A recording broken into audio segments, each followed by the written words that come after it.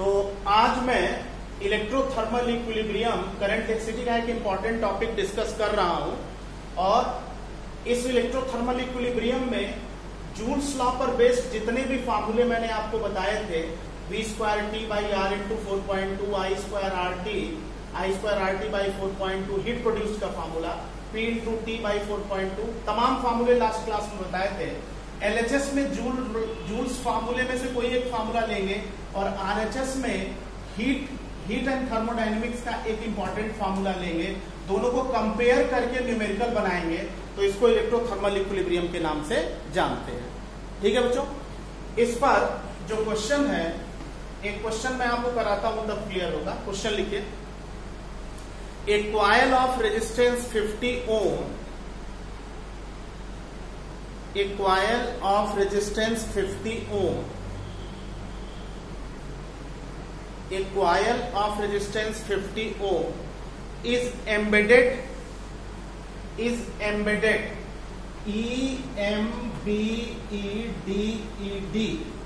embedded into a block of ice, embedded into a block of ice, embedded into a block of ice. What is the amount of ice melted? What is the amount of ice melted? What is the amount of ice melted per second? What is the amount of ice melted per second if 210 volt is applied? If 210 volt is applied,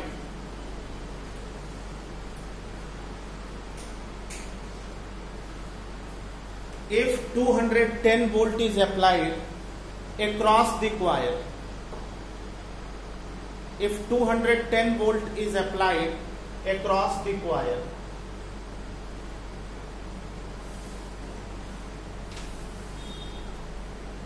देखो बेटा, इस particular question में ये कह रहा है कि 50 ohm resistance का कोई कॉइल है या हीटर है, उसको बर्फ के ब्लॉक के अंदर रख दिया, बर्फ के नीचे दबा दिया और 210 वोल्ट का, 210 वोल्ट है ना, 210 वोल्ट का पीडी अप्लाई किया, 210 वोल्ट की बैटरी लगाई, तो 1 सेकेंड में कितने ग्राम आइस मेल्ट कर जाएगी?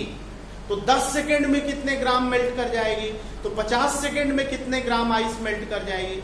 ये क्वेश्चन हम इस पर्टिकुलर न्यूमेरिकल के हिसाब से V दिया है, T दिया है, R दिया है और आइस है, तो आइस के लिए लेटेंट हीट लेते हैं। जानते हैं आप लेटेंट हीट ऑफ आइस कितना होता है? क्या बताया था?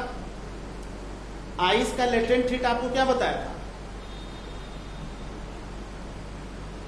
80 कैलोरी पर ग्राम। लिख लीजिए इस क्वेश्चन में, नीचे लिखिए, latent heat of ice, latent heat of ice 80 calorie पर ग्राम, 80 कैलोरी पर ग्राम। अब आप फॉर्मूला ये वाला अप्लाई कर दो बेटा, you will get the answer. ये electrothermal equilibrium V²T/R × 4.2 = ml। L दिया है, V दिया है, T दिया है, R दिया है, M निकालना है। M निकालिए, कितना आएगा?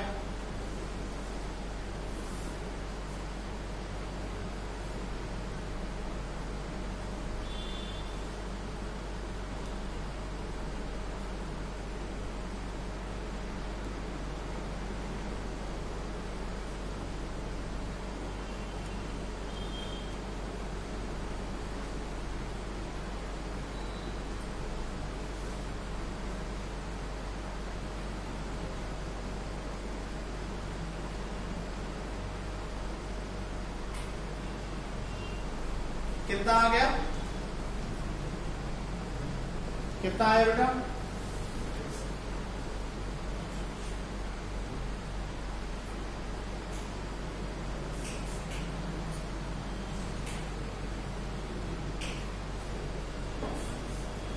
कितना आ गया, अगर v²t/r इंटू 4.2 ml है तो इस फार्मूले के हिसाब से m कितना होगा, इस फार्मूले के हिसाब से m कितना होगा, v²t/r into 4.2 multiplied by m denominator में, यही होगा ना। अब आप वैल्यू पुट करो, v दिया है 210, टाइम दिया है पर सेकेंड, 1 सेकेंड हुआ, r कितना है, r कितना है 50 ओम, l की वैल्यू 80, कितना आया, वेरी गुड 2.6 ग्राम, 2.6 ग्राम आइस पर सेकेंड मेल्ट करेगी, 2.6 ग्राम आइस पर सेकेंड मेल्ट करेगी। इस कॉन्सेप्ट पर इस क्वेश्चन को इलेक्ट्रोथर्मल इक्विलिब्रियम के नाम से जानते हैं। Is this clear? अच्छा, एक डीपीपी में क्वेश्चन आपको मिलेंगे इस तरह के। एक टॉपिक और इस चैप्टर का लास्ट बचता है, कॉम्बिनेशन ऑफ सेल्स के नाम से जानते हैं उसको। हम लोगों ने कॉम्बिनेशन ऑफ रेजिस्टेंस पढ़ा था, हेडिंग डाल दीजिए combination of cells, combination of cells, cell का कॉम्बिनेशन। हम लोगों ने कैपेसिटर का कॉम्बिनेशन पढ़ा, रेजिस्टेंस का कॉम्बिनेशन पढ़ा, बल्ब का कॉम्बिनेशन पढ़ा, हीटर का कॉम्बिनेशन पढ़ा। अब हम पढ़ने जा रहे हैं कॉम्बिनेशन ऑफ सेल्स, सेल्स का कॉम्बिनेशन, ठीक है। सेल्स, कॉम्बिनेशन ऑफ सेल्स में पहला है बेटा सीरीज कॉम्बिनेशन, पहला है सीरीज कॉम्बिनेशन, पहला है सीरीज कॉम्बिनेशन। लिखो बच्चों, लेट, सीरीज कॉम्बिनेशन में लिखिए late n cells,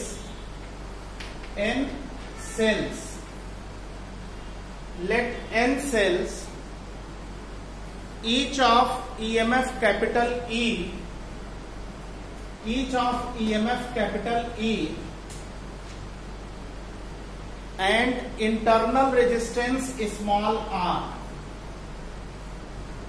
internal resistance small r are connected in series, are connected in series through external resistance capital R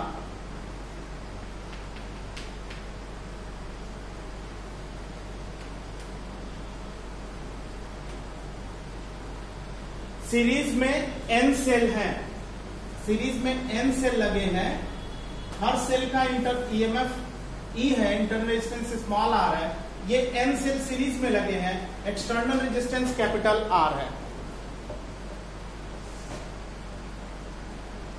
clear बेटा? तो अगर हम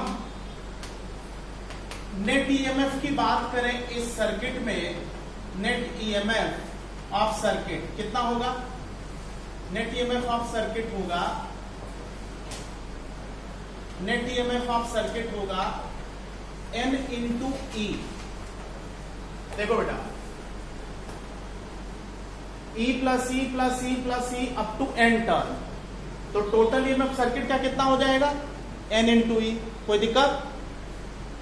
अगर सर्किट का नेट इंटरनल रेजिस्टेंस पूछे तो क्या होगा बच्चों, नेट इंटरनल रेजिस्टेंस कितना होगा, नेट इंटरनल रेजिस्टेंस अगर R डैश माने तो कितना होगा बताइए, R plus R plus R plus R NR। कोई दिक्कत भाई, R plus R up to N terms NR। तो current in circuit, current given by current through external resistance कितनी हो जाएगी, आइए बोलो बच्चों, NE upon capital R plus NR।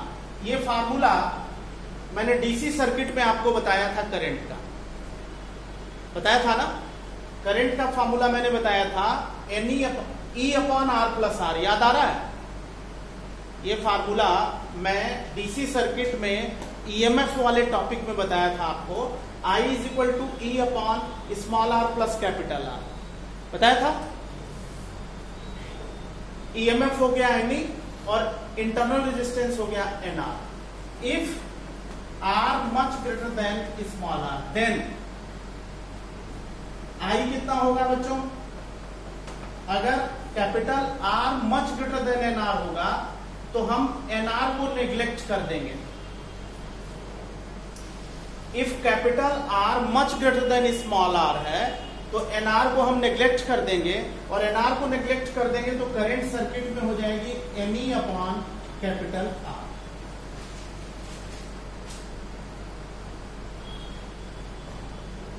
If capital R much greater than small r, then NR is very small, तो इसको हम नेग्लेक्ट कर सकते हैं, तो करंट इतनी होगी। और अगर इसका उल्टा है बच्चों, capital R less than small r, then क्या होगा बताइए? I कितनी सर्किट में होगी, करंट कितनी होगी? किसको नेग्लेक्ट करेंगे? कैपिटल R को नेग्लेक्ट करेंगे। कैपिटल R को नेग्लेक्ट करेंगे तो NE अपॉन NR होगा, NE अपॉन NR होगा, यानी capital E by small r होगा, capital E by small r होगा। Is this clear? ये सीरीज कॉम्बिनेशन ऑफ सेल्स का कॉन्सेप्ट है। दूसरा कॉम्बिनेशन इसमें है पैरेलल कॉम्बिनेशन, और तीसरा कॉम्बिनेशन है मिक्स्ड कॉम्बिनेशन। तीन तरह के कॉम्बिनेशन सेल्स में है, series, parallel and mixed grouping. इसको आप नोट कर लो, पहले नोट कर लिया। अब आते हैं सेकंड पे। सेकंड है पैरेलल कॉम्बिनेशन। सेकंड लिखो बच्चों, parallel combination, parallel combination of cells, cells का पैरेलल कॉम्बिनेशन, सेल्स का पैरेलल कॉम्बिनेशन। दूसरा है parallel combination of cells, parallel combination of cells. लिखो बेटा, n cells each of EMF E and each of EMF E and internal resistance small r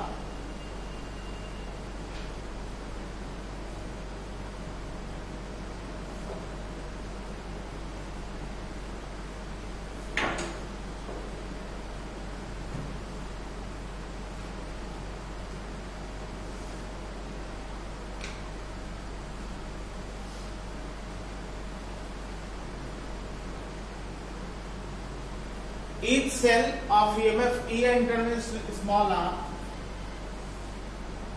are connected in parallel, are connected in parallel in n branches.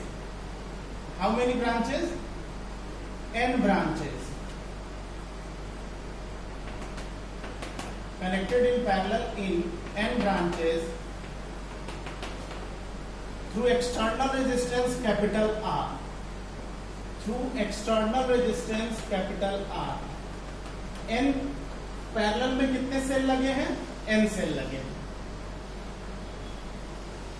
Parallel में n cell लगे हैं, each cell ER है, external resistance capital R है। एक बात बताओ बच्चों, अगर हम नेट EMF की बात करें तो नेट EMF कितना होगा सर्किट का? इस सर्किट का नेट EMF कितना होगा? इस टर्मिनल और इस टर्मिनल के बीच हर ब्रांच में पोटेंशियल डिफरेंस E के बराबर है, यानी नेट EMF की बात करेंगे तो इस टर्मिनल के बीच हर ब्रांच में E है, तो PD सेम होगा या EMF सेम होगा, यानी नेट EMF इस सर्किट का E होगा। यही बात तो बताई थी, क्लियर? नेट स्मॉल r बताओ बच्चों, नेट इंटरनल रेजिस्टेंस बताइए। नेट स्मॉल r डैश ले लेता हूं, इंटरनल रेजिस्टेंस कितना होगा? नेट इंटरनल रेजिस्टेंस क्या होगा बताइए? 1 by r small r dash, 1 by r up to n term, 1 by r up to n term क्या होगा भाई? r n terms n times parallel combination में है तो क्या होगा बताइए, 1/r 1/r, r डैश कितना हुआ यहां से r डैश की वैल्यू कितनी हुई, नेट ईएमएफ कितना हुआ, बोलो बच्चों, r/n। एलसीएम लेके सॉल्व करके देख लीजिए, क्लियर है ना भाई। 1/r डैश हो गया, 1/r ऐड करते करते n टाइम्स, तो n/r हो गया, तो r डैश लेंगे तो r/n हो जाएगा, कोई दिक्कत, क्लियर है। अब current in circuit, current through external resistance I, current in circuit कितनी होगी बच्चों, total EMF upon capital R plus total internal resistance, capital E upon capital R plus R/n। और इसको सॉल्व करें तो ये कितना आ जाएगा, ये आ जाएगा NE upon R plus NR। कोई दिक्कत बेटा, कोई दिक्कत इसमें बताइए, NE upon R plus NR, LCM लेके सॉल्व करेंगे तो यही आएगा। तो इसका मतलब ये करंट है इस सर्किट में, ये करंट है इस सर्किट में। अगर पहला केस हम R ग्रेटर देन R के, R much greater then R के लिए लें तो I कितना होगा, बोले, R much greater then R के लिए लें तो स्मॉल r को नेग्लेक्ट करेंगे क्योंकि स्मॉल r बहुत छोटा है, तो E by capital R, E by capital R। और अगर बच्चे इसका R much less than, capital R much less than small r लें तो क्या होगा, I इज इक्वल टू, यहां पे लिख देता हूं मैं, यहां पे R much greater then R है तो यहां पे I कितना हो जाएगा, बोलिए, NE अपॉन, नेग्लेक्ट किसको करेंगे, स्मॉल कैपिटल R को, क्योंकि R कैपिटल R बहुत छोटा है तो NR नेग्लेक्ट होगा, ये नेग्लेक्ट होगा तो NE अपॉन स्मॉल r, ये करंट होगी सर्किट में। Is this clear. तो सेल कॉम्बिनेशन के कितने, दो पार्ट हम लोगों ने डिस्कस किए, सीरीज एंड पैरेलल। अब सेल कॉम्बिनेशन में तीसरा कॉम्बिनेशन भी होता है जिसको कहते हैं मिक्स्ड कॉम्बिनेशन या मिक्स्ड ग्रुपिंग। तो तीसरा लिखो बच्चों, मिक्स्ड ग्रुपिंग या मिक्स्ड कॉम्बिनेशन। फिर इस पे कुछ क्वेश्चंस करेंगे, मिक्स्ड कॉम्बिनेशन और मिक्स्ड ग्रुपिंग। देखो बेटा, mixed grouping of cells, mixed grouping of cells. तीसरा है mixed grouping of cells, mixed grouping of cells. लिखो बेटा, एक लाइन लिखिए इसमें, mixed grouping of cells. Late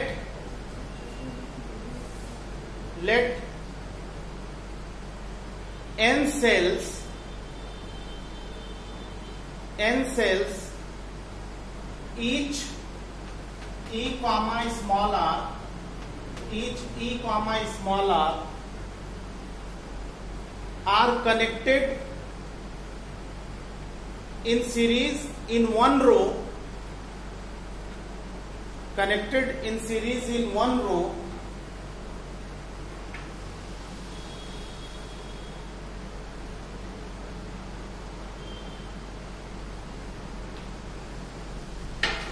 connected in series in one row, and there are m rows, there are m rows in the circuit, there are m rows in the circuit through external resistance capital R, through external resistance capital R,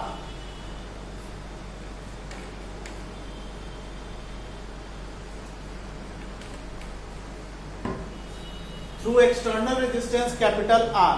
देखो बेटा, अगर mixed combination की बात करते हैं तो circuit के एक ब्रांच में n सेल्स हैं, n सेल्स हैं, और ऐसे कितने रोज हैं, ऐसे कितने रोज हैं, m रोज हैं, ऐसे m रोज हैं।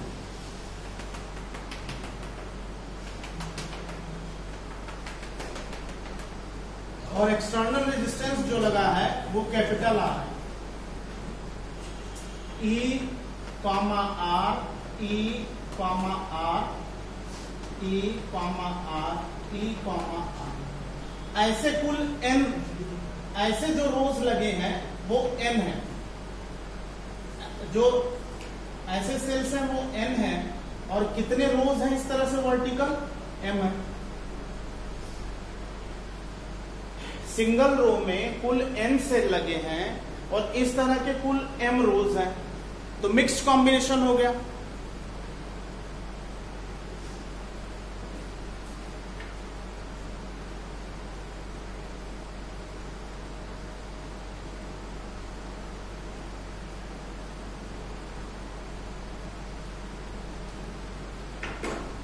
तो अगर इस सर्किट में टोटल ईएमएफ की बात करें बच्चों, टोटल ईएमएफ की बात करें या नेट ईएमएफ की बात करें तो कितना होगा बताइए, नेट ईएमएफ ई डैश कितना होगा इस सर्किट में, नेट ईएमएफ ई डैश कितना होगा, जितना इस टर्मिनल और इस टर्मिनल के बीच होगा हर ब्रांच के लिए सेम होगा, कोई डाउट। इस टर्मिनल और इस टर्मिनल के बीच कितना ईएमएफ है, E plus E up to N turn, E plus E up to N turn. तो कितना हुआ बच्चों, E plus E up to N turn, कितना हुआ ई डैश, एन। अब अगर हम नेट इंटरनल रेजिस्टेंस की बात करें, नेट इंटरनल रेजिस्टेंस की बात करें, net internal resistance R dash की बात करें बच्चों, तो एक ब्रांच में कितना रेजिस्टेंस है, एक ब्रांच में कितना रेजिस्टेंस है, NR है, और कुल कितने रोज हैं, M रोज हैं पैरेलल में। तो हम लिख सकते हैं 1 by R dash 1 by NR 1 by NR up to M rows, M turn. तो कितना हो जाएगा, बिल्कुल R डैश निकालेंगे तो ये हो जाएगा NR by M, R dash निकालेंगे तो हो जाएगा NR बाई M।